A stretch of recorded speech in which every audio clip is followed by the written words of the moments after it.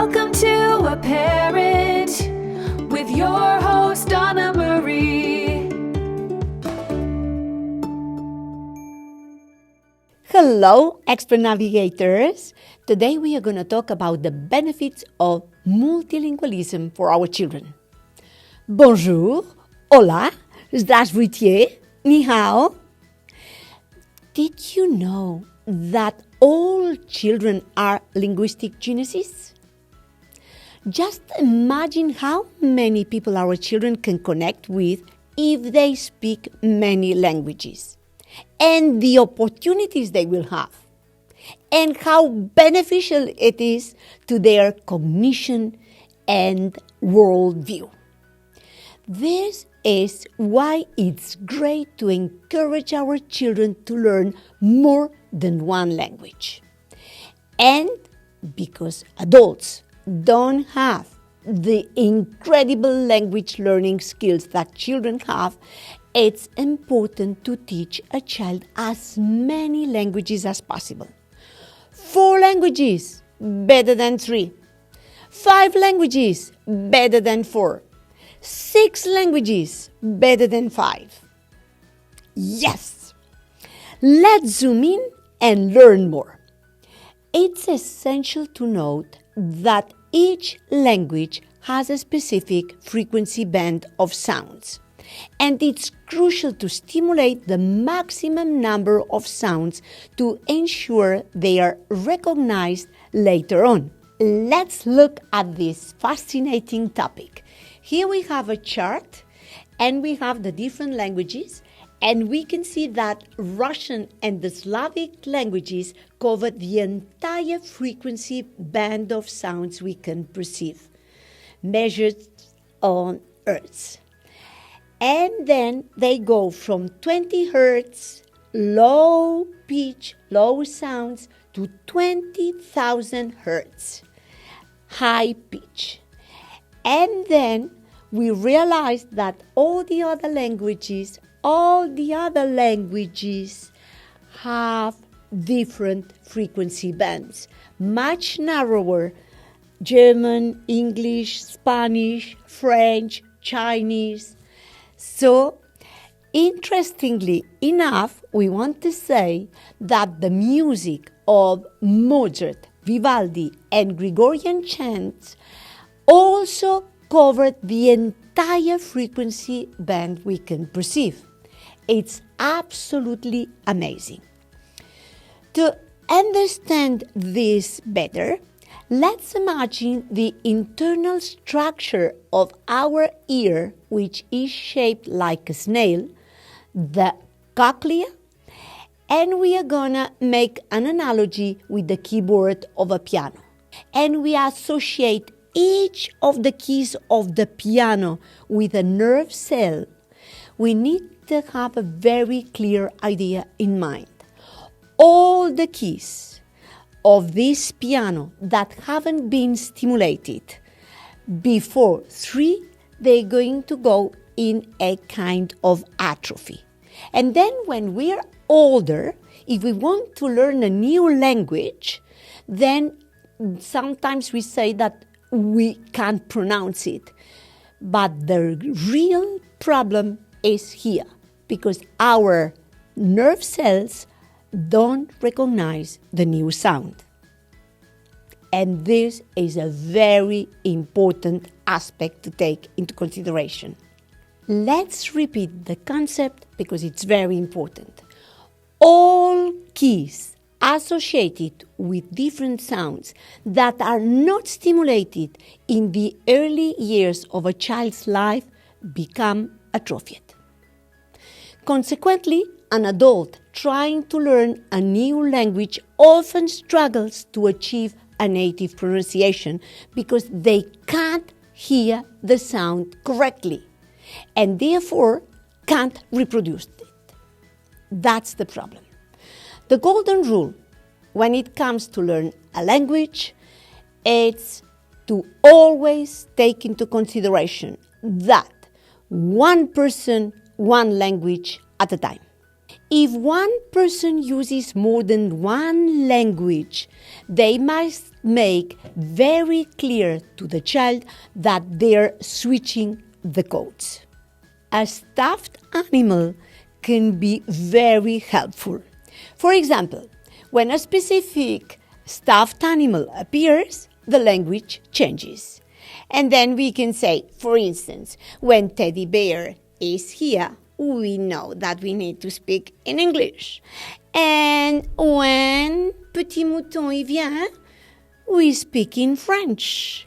Y cuando viene la jirafa, entonces hablamos castellano, porque la jirafa entiende castellano, pero no entiende ni francés, ni inglés, ni ningún otro idioma. Pero es tan bonita la jirafa y tan atenta. It's crucial to avoid mixing words from different languages without clarifying the change, as it would be very disorganized. It's like if someone would come to our house and at the entrance we would have frying pans, in the kitchen we would have umbrellas, in the living room we would have towels, and in the bedroom we would have toilet paper and forks and spoons in the bathroom. Everything would be in the house, but totally disorganized. Hence, the great importance of maintaining these basic criteria in language learning is very, very important to take into consideration. Always avoid mixing languages. I'm going to tell you something. C'est très important de savoir que tu m'écoutes, porque si bajas las escaleras corriendo, te puedes caer porque están mojadas. This is an absolute disaster. Now we are gonna go a little deeper. We must understand that different words in different languages work as synonyms. Just that. For example, one person might say, "This building is huge." Another might say, "It's colossal." And another one might say, "It's enormous." And they all stick to the same word. Learning a language, it's exactly the same. There's one concept and several different linguistic codes. For example, vaca in Spanish, here we have a very nice cow, a very beautiful cow.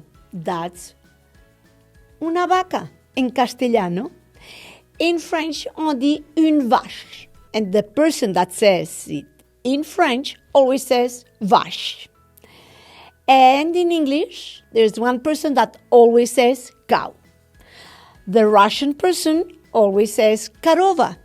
The Italian person says mucca. It's one concept and different linguistic codes.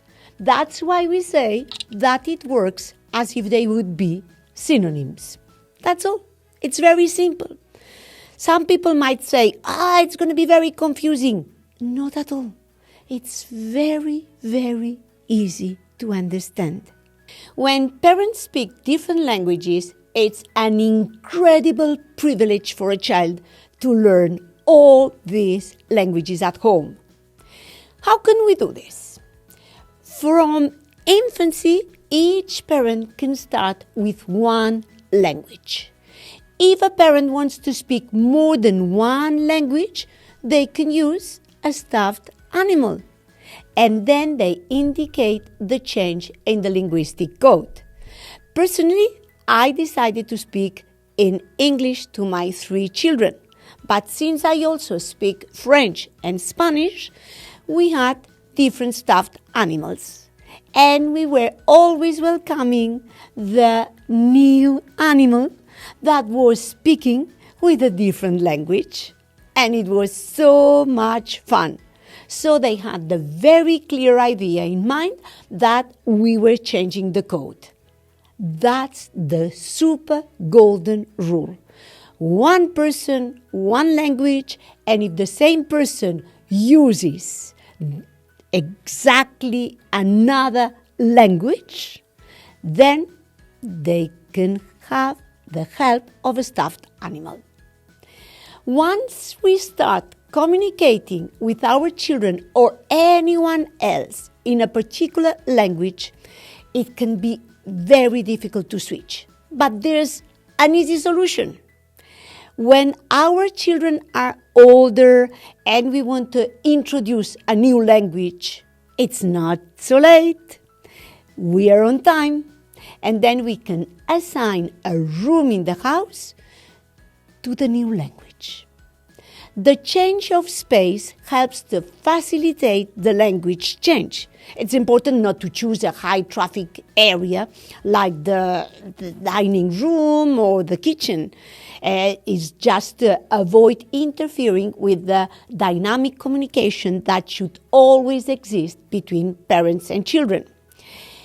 If it's challenging to assign a room to a new language, we can use any corner of the house with a small shelf, attractive books, games, and comfortable seats.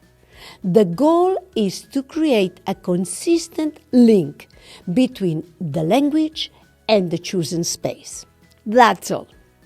Some people say, but Anna Marie, what are the benefits of doing all of this? Oh my God.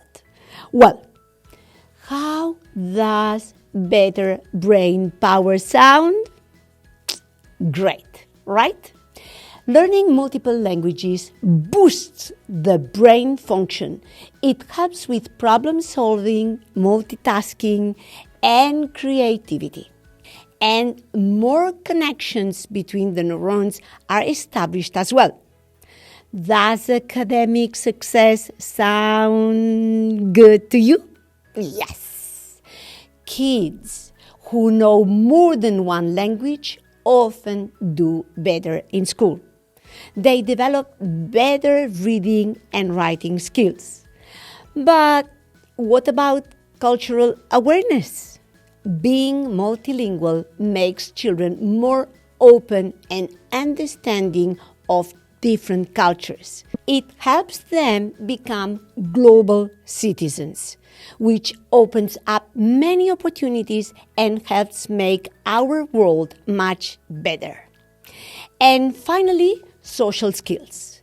Multilingualism children can communicate with more people, making new friends easier and building stronger relationships. Successful and happy people have very healthy social skills. So, how can we encourage multilingualism? Start early. The earlier our children are exposed to multiple intelligences, the better. Before the age of 3, the easier it will be for them to learn. When is the best time to start?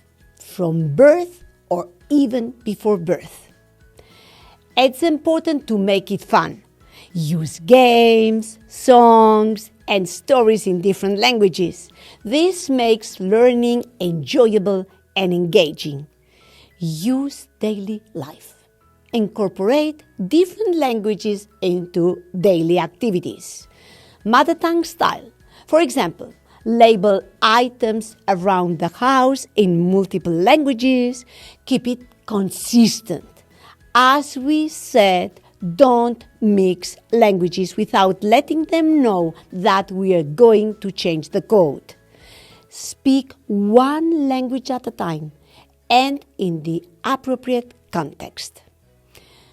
Be supportive. Celebrate their progress and be patient. Encourage them to practice without worrying about making mistakes. If they struggle, we can make a sentence for them, and very kindly and respectfully we invite them to repeat it. There you go. Sounds wonderful, doesn't it? Remember, no adult with great abilities in learning languages can be compared to a child. Adults can learn languages, yes, but it takes a lot longer. Children are linguistic geniuses. So, parents should take advantage of how fertile and rich children's minds are to plant many seeds and will blossom wonderful capacities in their lives. This is why encouraging multilingualism is a wonderful gift we can give our children. It opens up a world of opportunities and helps them grow into well-rounded individuals. So, let's start today and have fun with languages all together. Thank you so much for watching. Like and subscribe for more content. Love, joy, and respect always. See you next time. Become a better parent day by day with a parent.